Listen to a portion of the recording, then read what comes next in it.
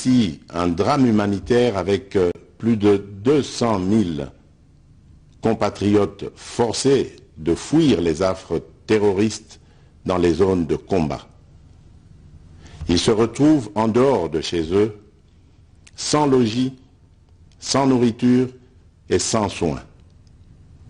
Des instructions précises ont été données au gouvernement pour leur rassemblement et leur prise en charge.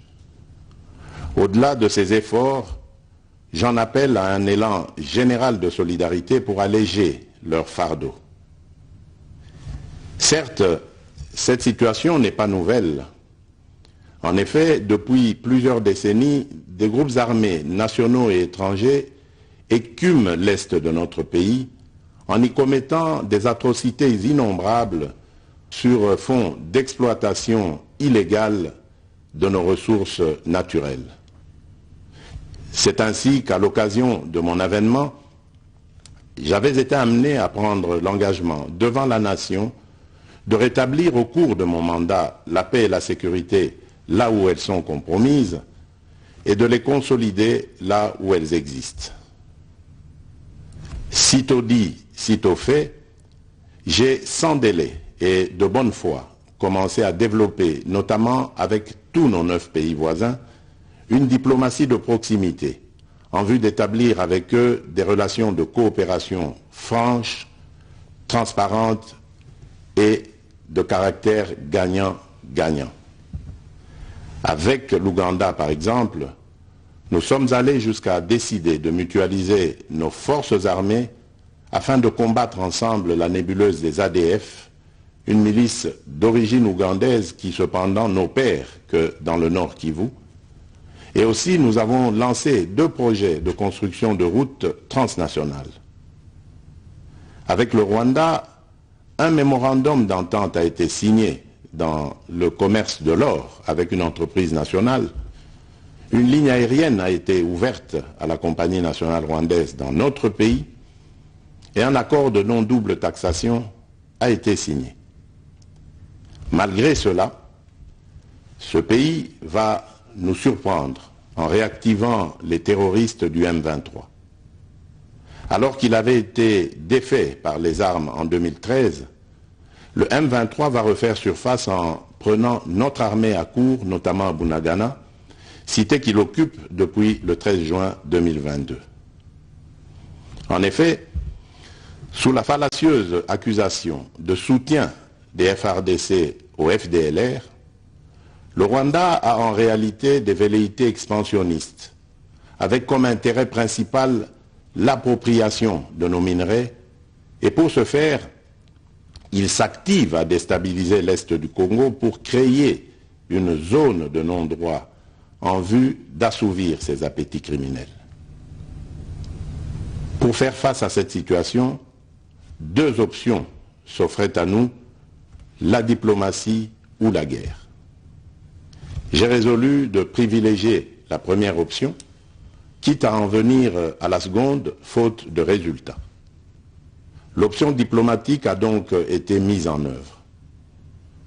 C'est ici l'occasion pour nous de rappeler que notre attachement à la recherche de la paix par des voies pacifiques n'est aucunement un signe de faiblesse, moins encore un aveu d'une incapacité de notre pays à s'inscrire dans une logique de guerre totale contre tous ceux qui continuent à abuser de notre patience, mais plutôt une expression de notre culture de paix et de notre identité légendaire de peuple hospitalier.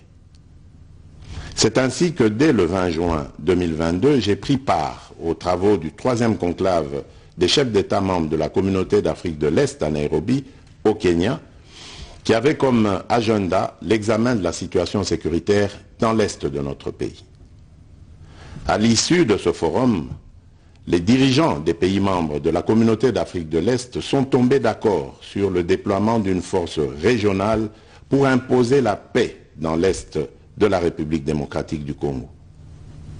Le sommet a appelé à une cessation immédiate de toutes les hostilités à l'Est de notre pays et a demandé à tous les groupes armés, tant étrangers que locaux, à déposer les armes immédiatement et sans condition et à s'engager dans le processus politique.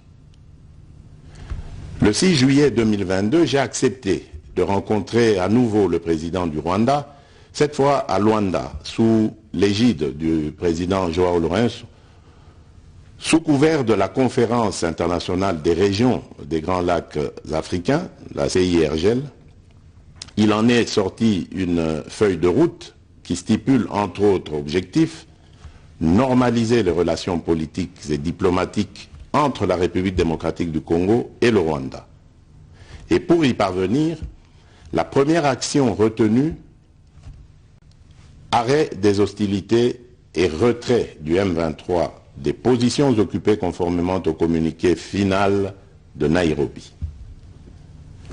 Une fois de plus, aucune avancée sur le terrain de la paix attendue par notre population n'a été observée. La dernière activité diplomatique en date a été la rencontre avec le président Paul Kagame autour du président français Emmanuel Macron et à l'initiative de ce dernier en marge de l'Assemblée générale des Nations unies à New York. Ici également, pour l'essentiel, il a été acté le principe d'un cessez-le-feu immédiat et du retrait inconditionnel du M23 des positions qu'il occupe, toujours sans résultat tangible sur le terrain. Mes chers compatriotes, comme vous pouvez le constater, malgré notre investissement et les efforts fournis dans cette optique, la paix et la sécurité ne sont pas au rendez-vous. Garant de l'indépendance, de l'unité nationale et de l'intégrité territoriale, je réitère mon engagement constitutionnel de défendre la patrie jusqu'au sacrifice suprême. Mes très chers compatriotes, ne doutons jamais qu'ensemble réfléchis et engagés, nous puissions changer le monde. À vous, nos vaillants soldats, vous qui avez pris l'engagement de servir sous le drapeau, je vous invite ici au sens élevé du patriotisme en ce temps particulièrement exceptionnel de notre histoire, de défendre notre pays, de protéger l'intégrité de son territoire et d'assurer la sécurité des Congolaises et des Congolais contre toute agression ou attaque d'où qu'elle vienne. À vous, mes très chers compatriotes, la guerre qui nous est imposée par nos voisins exige de chacun de nous des sacrifices. C'est le moment de taire nos divergences politiques pour défendre tous rassemblés notre mère patrie. Notre histoire et notre marche commune ont sans cesse démontré que, loin de s'effondrer, notre nation et son peuple ont toujours relevé ce genre de défi et nous en sommes toujours sortis victorieux. Restons tous unis et solidaires derrière nos forces de défense et de sécurité. La situation actuelle, loin de nous affecter, n'est qu'une épreuve de plus que nous allons surmonter pour raffermir davantage notre unité. Au-delà de tout clivage politique, idéologique, religieux et tribal, la défense de la mère patrie est le seul objectif qui doit nous unir en ce moment. Le pays nous appelle. La nation a besoin de l'engagement de toutes ses filles et de tous ses fils. Je vous appelle à ne pas céder aux propos xénophobes et autres discours de haine ou de stigmatisation des communautés rwandophones, dont l'asservisseur se sert pour faire du chantage et de la manipulation. Tout acte allant dans ce sens sera sévèrement puni. En réponse à la forte demande de la jeunesse, j'invite celle-ci à s'organiser en groupe de vigilance en vue d'appuyer et d'accompagner et de soutenir nos forces armées, nos forces de défense dans l'accomplissement de leur noble mission. C'est ici l'occasion de mettre en garde tous les traîtres civils ou militaires et autres brebis galeuses qui servent les intérêts de l'ennemi. Ils seront exposés à la rigueur de la loi en ayant le juste châtiment que mérite ce genre de comportement. En outre, tout en renouvelant mon appel lancé à nos jeunes qui en ont la vocation de s'enrôler massivement dans nos forces armées. Je réitère l'instruction faite au chef d'état-major général d'accélérer à cet effet la mise en place de centres de recrutement à travers les 26 provinces que compte notre pays. Chers compatriotes, nous devons ensemble avoir conscience que nul autre que nous-mêmes ne viendra sauver notre nation et que cela exige de chacun de nous une mobilisation tous azimuts. Que Dieu bénisse la République démocratique du Congo. Je vous remercie.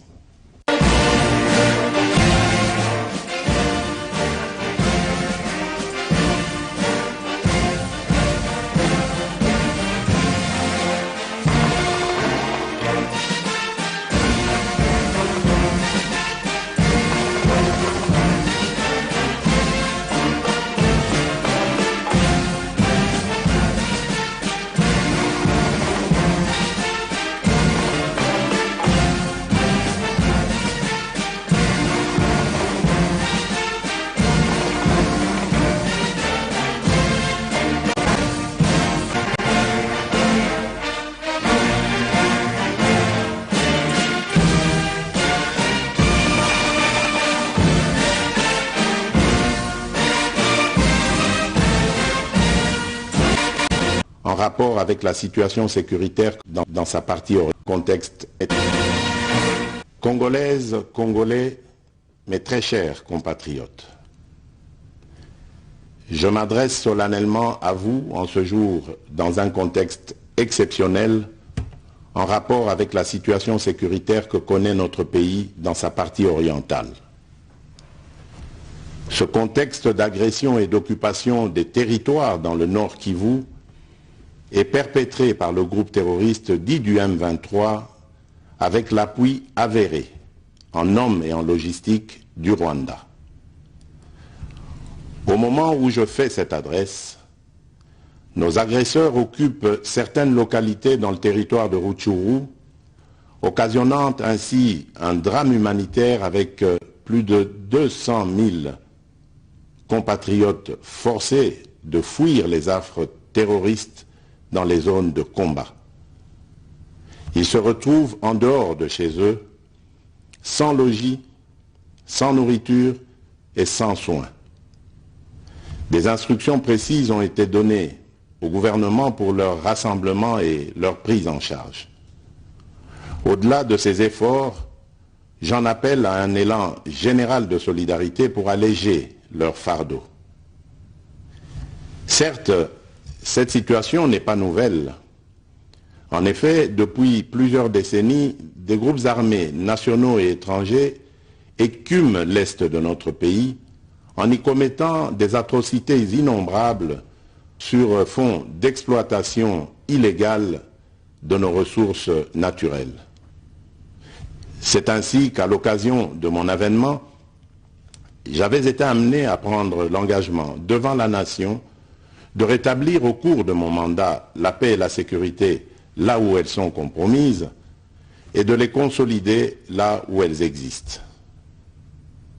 Sitôt dit, sitôt fait, j'ai sans délai et de bonne foi commencé à développer, notamment avec tous nos 9 pays voisins, une diplomatie de proximité en vue d'établir avec eux des relations de coopération franches, transparentes et de caractère gagnant-gagnant. Avec l'Ouganda, par exemple, nous sommes allés jusqu'à décider de mutualiser nos forces armées afin de combattre ensemble la nébuleuse des ADF, une milice d'origine ougandaise qui cependant n'opère que dans le nord Kivu. Et aussi nous avons lancé 2 projets de construction de routes transnationales. Avec le Rwanda, un mémorandum d'entente a été signé dans le commerce de l'or avec une entreprise nationale. Une ligne aérienne a été ouverte à la compagnie nationale rwandaise dans notre pays et un accord de non-double taxation a été signé. Malgré cela, ce pays va nous surprendre en réactivant les terroristes du M23. Alors qu'il avait été défait par les armes en 2013, le M23 va refaire surface en prenant notre armée à court, notamment à Bunagana, cité qu'il occupe depuis le 13 juin 2022. En effet, sous la fallacieuse accusation de soutien des FARDC au FDLR, le Rwanda a en réalité des velléités expansionnistes, avec comme intérêt principal l'appropriation de nos minerais, et pour ce faire, il s'active à déstabiliser l'Est du Congo pour créer une zone de non-droit en vue d'assouvir ses appétits criminels. Pour faire face à cette situation, 2 options s'offraient à nous, la diplomatie ou la guerre. J'ai résolu de privilégier la première option, quitte à en venir à la seconde, faute de résultats. L'option diplomatique a donc été mise en œuvre. C'est ici l'occasion pour nous de rappeler que notre attachement à la recherche de la paix par des voies pacifiques n'est aucunement un signe de faiblesse, moins encore un aveu d'une incapacité de notre pays à s'inscrire dans une logique de guerre totale contre tous ceux qui continuent à abuser de notre patience, mais plutôt une expression de notre culture de paix et de notre identité légendaire de peuple hospitalier. C'est ainsi que dès le 20 juin 2022, j'ai pris part aux travaux du 3e conclave des chefs d'État membres de la communauté d'Afrique de l'Est à Nairobi, au Kenya, qui avait comme agenda l'examen de la situation sécuritaire dans l'Est de notre pays. À l'issue de ce forum, les dirigeants des pays membres de la communauté d'Afrique de l'Est sont tombés d'accord sur le déploiement d'une force régionale pour imposer la paix dans l'Est de la République démocratique du Congo. Le sommet a appelé à une cessation immédiate de toutes les hostilités à l'Est de notre pays et a demandé à tous les groupes armés, tant étrangers que locaux, à déposer les armes immédiatement et sans condition et à s'engager dans le processus politique. Le 6 juillet 2022, j'ai accepté de rencontrer à nouveau le président du Rwanda, cette fois à Luanda, sous l'égide du président Joao Lourenço, sous couvert de la conférence internationale des régions des Grands Lacs africains, la CIRGL. Il en est sorti une feuille de route qui stipule entre autres objectifs normaliser les relations politiques et diplomatiques entre la République démocratique du Congo et le Rwanda. Et pour y parvenir, la première action retenue, arrêt des hostilités et retrait du M23 des positions occupées conformément au communiqué final de Nairobi. Une fois de plus, aucune avancée sur le terrain de la paix attendue par notre population n'a été observée. La dernière activité diplomatique en date a été la rencontre avec le président Paul Kagame autour du président français Emmanuel Macron et à l'initiative de ce dernier en marge de l'Assemblée générale des Nations unies à New York.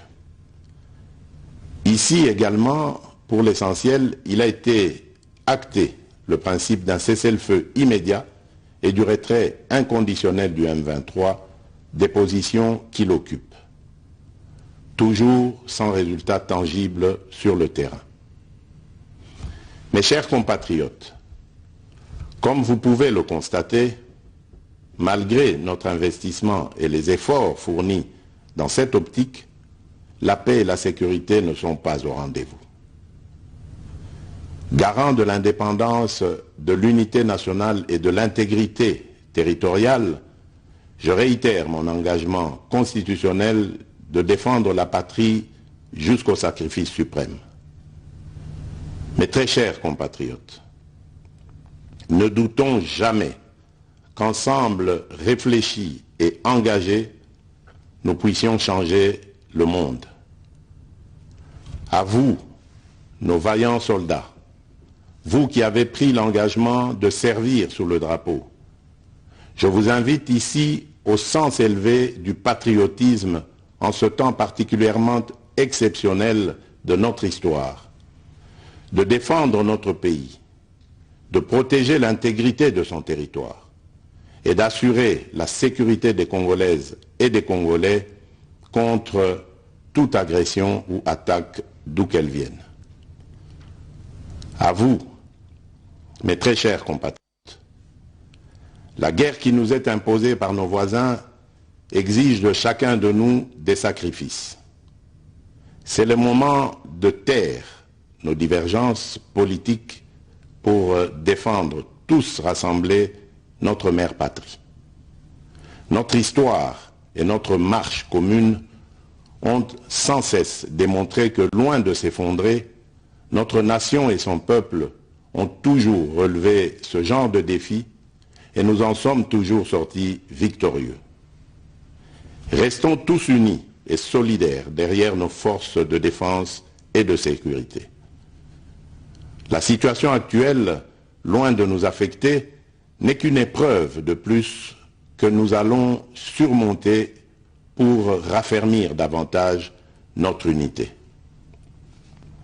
Au-delà de tout clivage politique, idéologique, religieux et tribal, la défense de la mère patrie est le seul objectif qui doit nous unir en ce moment. Le pays nous appelle. La nation a besoin de l'engagement de toutes ses filles et de tous ses fils. Je vous appelle à ne pas céder aux propos xénophobes et autres discours de haine ou de stigmatisation des communautés rwandophones, dont l'asservisseur se sert pour faire du chantage et de la manipulation. Tout acte allant dans ce sens sera sévèrement puni. En réponse à la forte demande de la jeunesse, j'invite celle-ci à s'organiser en groupe de vigilance en vue d'appuyer et d'accompagner et de soutenir nos forces armées, nos forces de défense dans l'accomplissement de leur noble mission. C'est ici l'occasion de mettre en garde tous les traîtres civils ou militaires et autres brebis galeuses qui servent les intérêts de l'ennemi. Ils seront exposés à la rigueur de la loi en ayant le juste châtiment que mérite ce genre de comportement. En outre, tout en renouvelant mon appel lancé à nos jeunes qui en ont la vocation de s'enrôler massivement dans nos forces armées. Je réitère l'instruction faite au chef d'état-major général d'accélérer à cet effet la mise en place de centres de recrutement à travers les 26 provinces que compte notre pays. Chers compatriotes, nous devons ensemble avoir conscience que nul autre que nous-mêmes ne viendra sauver notre nation et que cela exige de chacun de nous une mobilisation tous azimuts. Que Dieu bénisse la République démocratique du Congo. Je vous remercie.